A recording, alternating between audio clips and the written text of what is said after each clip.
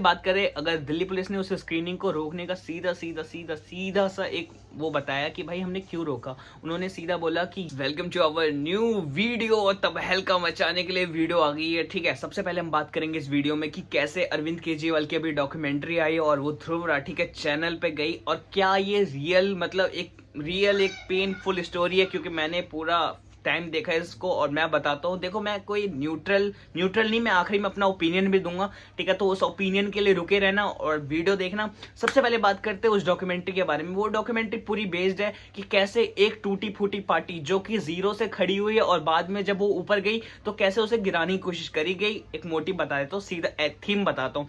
कोई भी जब मूवी बनती है या कोई भी स्क्रीनिंग होती है तो उसके थीम और उसके इमोशंस पे काम किया जाता है। कोशिश की जाती है कि डॉक्यूमेंट्री को फास्ट बेस रखे और कैरेक्टर स्विच होते होते अपनी अपनी एक रियल स्टोरी बताए। अगर तुम ये जाके ध्रुव राठी के चैनल पे देखोगे तो आपको पता चल जाएगा। लेकिन हम इसके बात करते हैं कि इसकी स्क्रीनिंग होने वाली थी, एक प्राइवेट स्क्रीनिंग होने वाली थी जर्नलिस्ट के लिए। तो सबसे पहले उसकी बात करते हैं। देखो भाई, प्राइवेट स्क्रीनिंग होने वाली थी जर्नलिस्ट के लिए, लेकिन एक बात है, अगर वो स्क्रीनिंग क्यों रोकी गई दिल्ली पुलिस के द्वारा, ठीक है। तो आके बात करते हैं। सबसे पहले बात करें, अगर दिल्ली पुलिस ने उस स्क्रीनिंग को रोकने का सीधा सा एक वो बताया कि भाई हमने क्यों रोका। उन्होंने सीधा बोला कि ये जो स्क्रीनिंग थी उसका जो एक प्रोसेस से गुजरना था, उसको एक प्रोसीड्यूरल इलेक्शन के लिए, इलेक्शन चल रहा है भाई, आपको एक प्रोसेस से गुजरना पड़ेगा, आपको स्क्रीनिंग दिखानी है। तो वैसे भी एक पॉलिटिकल स्क्रीनिंग तो उनका भी था कि भाई एक स्क्रीनिंग के लिए। लेकिन आम आदमी पार्टी के अरविंद केजरीवाल ने इसके रिप्लाई में, डिफेंस में जवाब दिया कि भाई ये स्क्रीनिंग सिर्फ किसके लिए थी? जर्नलिस्ट के लिए थी, सिर्फ जर्नलिस्ट के लिए। कोई कैंपेन नहीं था ये, हम कोई कैंपेन नहीं कर रहे थे, हमने सिर्फ जर्नलिस्ट को दिखाना था ये, और हमने कुछ नहीं करना था। तो बाद में इसको बोला गया, इस स्क्रीनिंग को बोला गया कि भाई आप क्या हो, मतलब अरविंद केजरीवाल ने बोला कि आपने क्यों रोकी स्क्रीनिंग, और सीधा सेंटर पे थोप दिया कि दिल्ली पुलिस को रोका इन्होंने। अब मुझे समझ नहीं आ रहा कि ऐसा सच में है कि नहीं, लेकिन इलेक्शन के दौरान किसी भी चीज को मतलब ऐसे किसी पार्टी के थ्रू करना ये नॉर्मल बात हो जाती है कि अगर आप किसी भी चीज को रोकोगे तो हाँ भाई, जो रूलिंग पार्टी वो तो हमेशा रहेगी। लेकिन हम बात करते हैं मेरे ओपिनियन की कि मैं क्या सोचता हूँ। जैसे वो ध्रुव राठी ने वीडियो को अपलोड करा, बहुत ही नेक काम करा उन्होंने, बहुत ही नेक काम करा।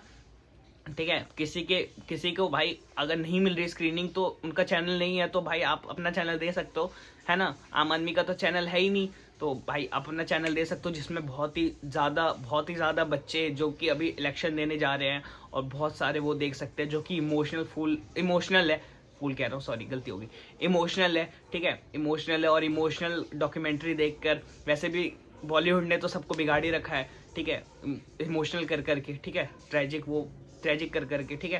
बिल्कुल मनी हाइस्ट की तरह उन्होंने बिल्कुल डॉक्यूमेंट्री बनाई, और जैसे मनी हाइस्ट में प्रोफेसर आखिरी में बोलता है कि ये सिर्फ अब एक चोरी नहीं रहेगी, ये सिर्फ एक इमोशनल वॉर हो गई, उसी प्रकार ये भी जो इलेक्शन है दिल्ली इलेक्शन, वो दिल्ली इलेक्शन अब दिल्ली इलेक्शन नहीं रह गई, अब ये इमोशन का वॉर हो गई भाई। अब ये इमोशन की लड़ाई हो रही है, ठीक है, मतलब ये इमोशन की लड़ाई है। अब ये इलेक्शन मतलब सिर्फ इलेक्शन नहीं रह गया, ये इमोशन की लड़ाई है, पार्टी की लड़ाई है। ठीक है, पार्टी की लड़ाई है कि पार्टी कैसे सर्वाइव करती है, सर्वाइवल गेम है।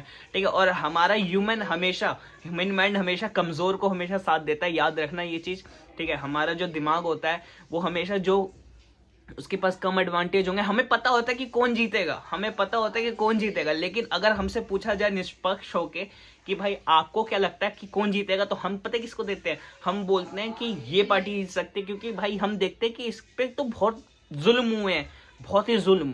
ठीक है, तो हम ना ऐसा करते हैं। ठीक है, और लेकिन ध्रुव राठी के भाई के आप देखो, मैं ये नहीं कहता कि मेरे आप मत को सुनो या मेरे थ्योरी को अपना मान लो, लेकिन मैं चाहता हूं कि आप वो डॉक्यूमेंट्री जरूर देखो। ठीक है, वो डॉक्यूमेंट्री देखने के बाद अपना मत जरूर बनाना। ठीक है, और सबसे बड़ी बात होती है कि भाई आपका वोट है, आपका अथॉरिटी है, आपका राइट है। ठीक है, और आपका मर्जी है, किसी को भी दो भाई, मेरा को तो क्या ही जाता है भाई, हम तो भाई सिर्फ ऐसे ही रहते हैं।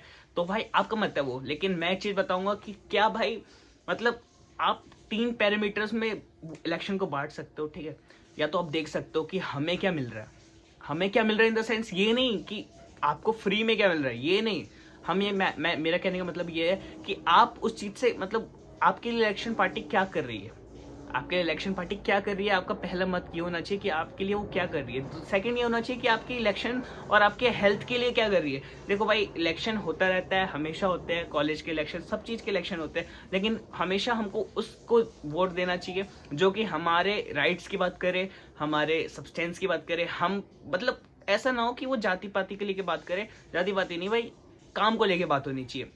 जैसे अमेरिका के अंदर डोनाल्ड ट्रंप आया, डोनाल्ड ट्रंप ने आते ही क्या बोला, भाई हम अमेरिका को फिर से ग्रेट बनाएंगे। वो वोट किस पे चीज पे मांगा उन्होंने, कि बोला कि अमेरिका तो पीछे हो रही है भाई, अमेरिका तो पीछे हो रही है। हम वोट किस पे मांगेंगे, हम वोट मांगेंगे कि अमेरिका को फिर से हम सुपर पावर बनाए। तो भाई इलेक्शन इंडिया के अंदर भी ऐसी होनी चाहिए कि हम कोशिश करें कि हमारे इंडिया फिर से ग्लोबल लेवल पे ऊपर जाए, क्योंकि भाई सब चाहते हैं कि हम ग्लोबल लेवल पे ऊपर जाए। और आपको अगर लगता नहीं है कि इलेक्शन इंडिया खासकर कि इतने सालों में ऊपर नहीं गया, तो आप बिल्कुल वोट मत दो किसी को, ठीक है, बिल्कुल मत वोट दो जो आपको भारत को ऊपर नहीं पहुंचा। लेकिन अगर जो भारत को ऊपर पहुंचा रहा है, आपको उसको वोट देना चाहिए। ये मेरा ओपिनियन है, ठीक है, ये मेरी आइडियोलॉजी है, ये मैं इसको मान के काम करता हूँ और यही मेरी आइडियोलॉजी है। और मैं बोलता हूँ कि आपको भी अपनी आइडियोलॉजी बनानी चाहिए, किसी के दिमाग के भरोसे अपना दिमाग नहीं चलाना चाहिए, ठीक है, वरना एक टाइम होगा कि आप बुर्बक बन के रह जाओगे, ठीक है। पूर्वांचल में बुर्बक बोला जाता है कि जो बुद्धि से हीन हो जाता है, उसके पास कोई बुद्धि नहीं होती, वो सुना हुआ बोल देता है, वही वाली बात कह रहा हूँ। तो बाकी आपके ऊपर है कि आप उस चीज़ को कैसे लेते हो, मतलब मेरी बात को हेट में लेते हो या मैं किसी को हेट नहीं कर रहा भाई। आपको डॉक्यूमेंट्री तो जरूर देखनी चाहिए, मैं तो रोकूंगा ही नहीं, मैं थोड़ी ना, मेरे को क्या दिक्कत है भाई, आप देखो, बिल्कुल भाई देखो। और मैं तो बोलता हूँ बिल्कुल देखो, और इस चीज़ को दिमाग में लगा लो कि हर चीज़ देखनी चाहिए, कोई भी चीज़ बैन हो तो उसको देखना चाहिए, ठीक है। बैन तो नहीं किया उन्होंने, लेकिन हाँ भाई उसकी स्क्रीनिंग रोकी। और ध्रुव राठी भाई ने उसका टाइटल बड़ा प्यारा दिया कि स्क्रीनिंग को बंद कर सकते हैं, ठीक है भाई, क्यों बंद करेंगे भाई, उसकी स्क्रीनिंग रोकी, उसको बैन होना किया, कैसे बात ध्रुव राठी भाई, कैसे मत बोलो करो यार, ठीक है। मतलब ध्रुव राठी भाई अच्छे हैं भाई, उनका एजुकेशनल कंटेंट अच्छा है, हम भी उनसे देख के मतलब देखते लेते हैं भाई, एडिटिंग भाई खासकर भाई हम भी देखते हैं भाई, ऐसा तो है ना कि नहीं देखते भाई, लेकिन प्यारे हैं, ठीक है। उनकी आइडियोलॉजी देखो, उनकी भी आइडियोलॉजी है, हमारी भी आइडियोलॉजी है, ऐसे आप सबकी भी आइडियोलॉजी होनी चाहिए, ठीक है। आप चीज़ों को देखो, समझो और फिर अपनी आइडियोलॉजी बनाओ। मैं आपकी और आइडियोलॉजी की बात कर रहा हूँ भाई, मैं चाहता हूँ आपकी भी एक आइडियोलॉजी हो, कि आप भी एक मत को लेके बात करो। ये नहीं कि ऐसा नहीं हो सकता कि 5 उंगली बराबर है भाई, 5 उंगली अलग अलग साइज की है, वैसे ही भाई आपका भी दिमाग अलग अलग साइज का होना चाहिए, मतलब एक ही बुद्धि से नहीं होना चाहिए कि सबका बुद्धि एक ही है। एक ही बुद्धि होगी तो उंगली ऐसे हो जाएगी एक बराबर, ठीक है। तो भाई ऐसा मत करो, और मिलते हैं नेक्स्ट वीडियो में। Till then like comment share subscribe कर देना भाई, बाय।